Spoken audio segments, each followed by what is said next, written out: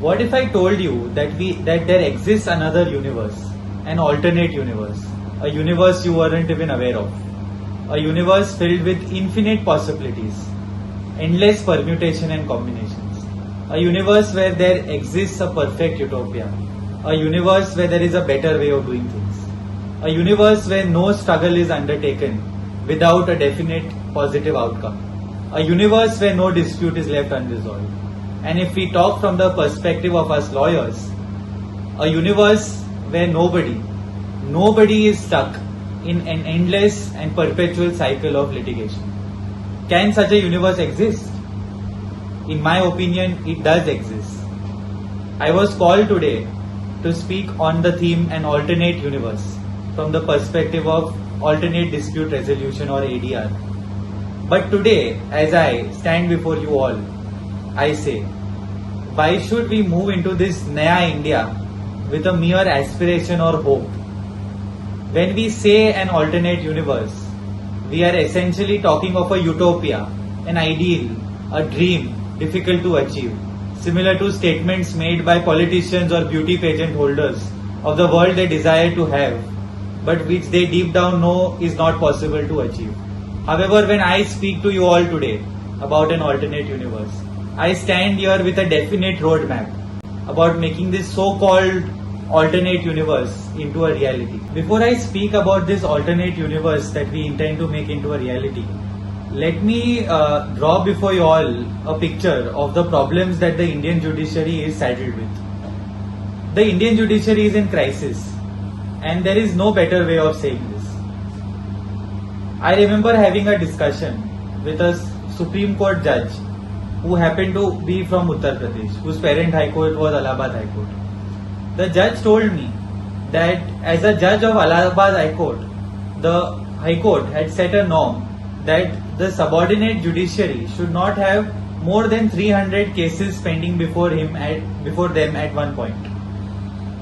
It sounds easy. 300 cases is a good number, and keeping that number is a good figure. It sounded like a good ideal to have, a good target to have. But then that judge met a subordinate judiciary judge, the Chief Judicial Magistrate of Kanpur.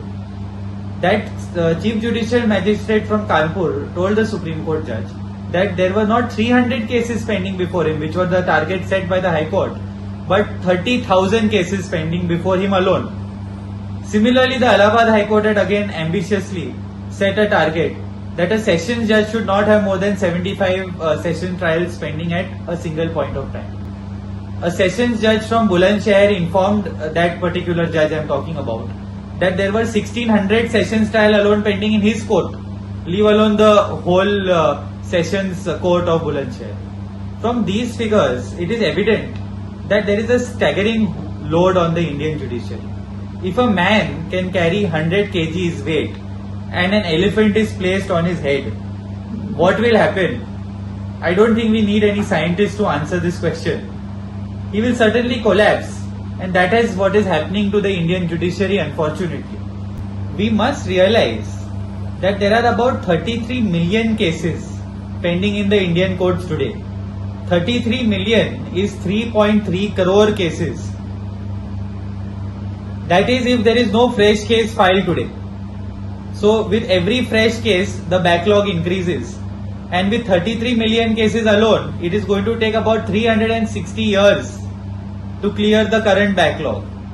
The edifice of our country's democracy lies somewhere in speedy justice delivery.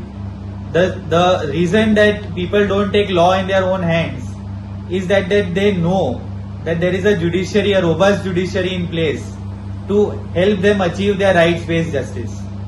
So let's understand the gravity of the situation that we are currently in. So and it need not be said, it is to be understood that some radical steps have to be taken, and policy makers, I hope, are listening to me. Backlog of cases and case disposal is the single biggest threat facing not only the Indian judiciary but the Indian democratic setup. It would be useful to study the actions taken in the USA at this juncture, because the US, which was a nascent democracy 200 years ago, face similar issues that we are facing now. The issues that we face now are essentially issues any vibrant democracy in the initial years of its existence faces. Let's realize one thing. India is a young country. It's been 70-75 years since we achieved independence. India is a baby if you compare in a democratic setup with countries like the US or the UK. The US authorities, when they faced similar issues, took radical action by creating the system of ADR that we are discussing today. They broke it down into arbitration, mediation and conciliation. Today, barely 7% of the cases filed in US courts are actually decided by US courts.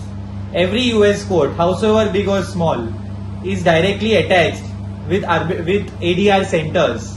And this was a movement which started in India but is still to achieve its maximum potential. We must realize one thing, that ADR is not an enemy of the lawyers. Lawyers have a fear psychosis deep down within that with ADR kicking off, what will happen to our rosy roti? What will happen to our income? What will happen to the income we generate through litigation and disputes? But that is not the case.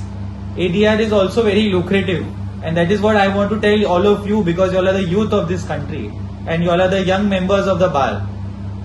In the US Supreme Court, 5,000 to 6,000 cases are filed, but not more than 150 of them are admitted. In US, of the 9 Supreme Court judges that there are, if 4 of them admit by way of a vote a certain case, only then the case is even bothered to be heard by the US Supreme Court, otherwise it is dismissed without hearing. In US, the last appellate court is ordinarily regarded as the state Supreme Court, the parallel of which for us is the High Court.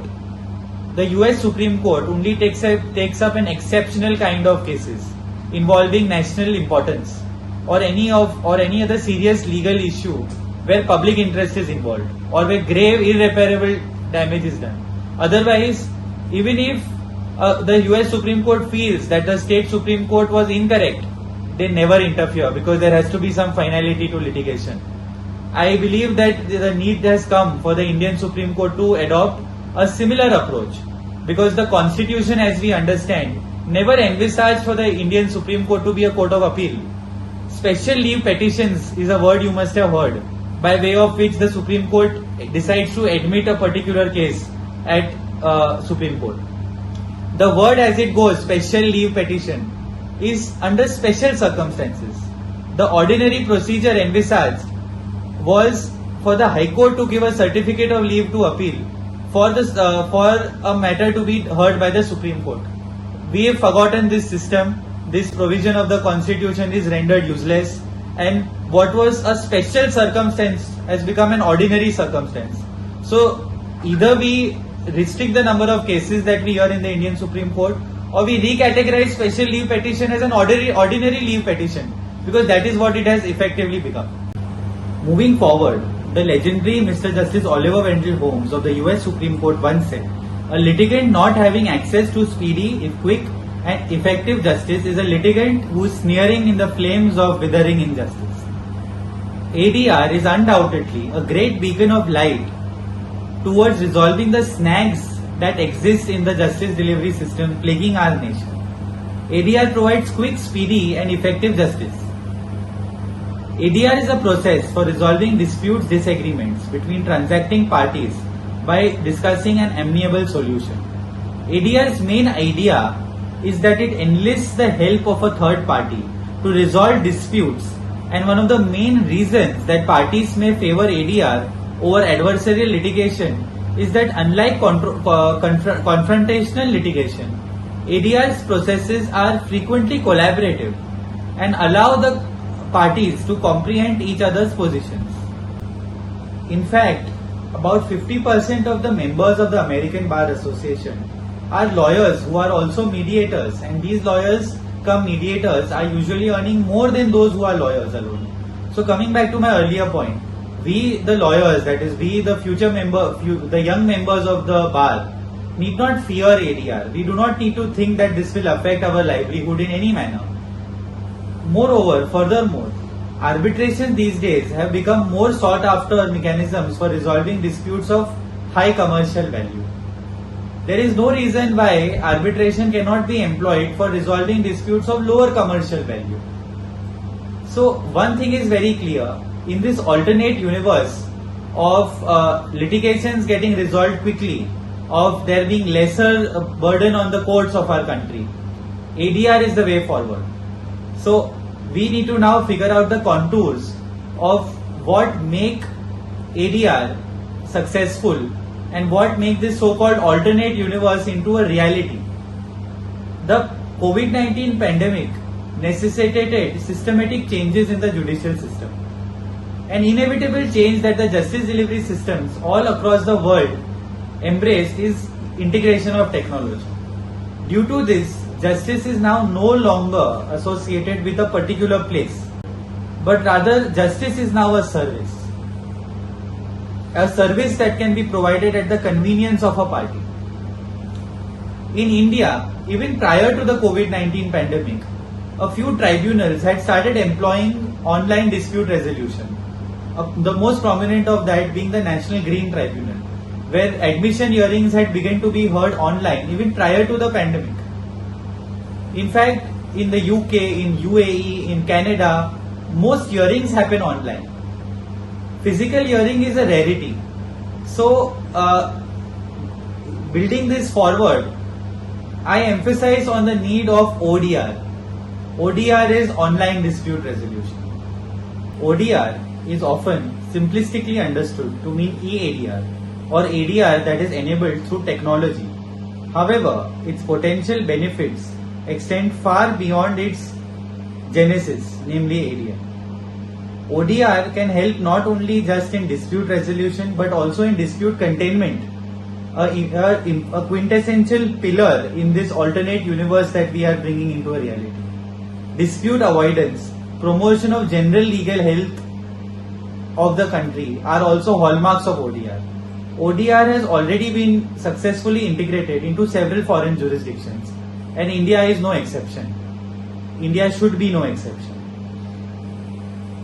ODR can help reduce the burden of the court and effectively resolve these categories of cases that are very time consuming or which lead to crowding of the courts. So for example, during the pandemic, admission hearings were all immediately made online. Subsequently, regular hearings were also made online. Even now, many courts, especially the NCLTs, the National Company Law Tribunals, are still functioning online, and there is a reason for it. ODR reduces expenses, ODR reduces paperwork, ODR streamlines system, and this is an essential pillar going forward into our alternate universe. But ODR cannot be rolled out and scaled up in India without a supportive ecosystem. The courts and the governments are trying their best. The e-courts mission in India is successfully trying painstakingly to make ODR into a norm. ODR is also being linked through the e-Lok Adalat systems, which is being ushered in under this government's tenure. The longer term agenda of formulating an action plan for ODR in the context of ease of access to justice, ease of living, ease of doing business, and helping justice delivery be efficient, affordable and effective is pivotal moving forward.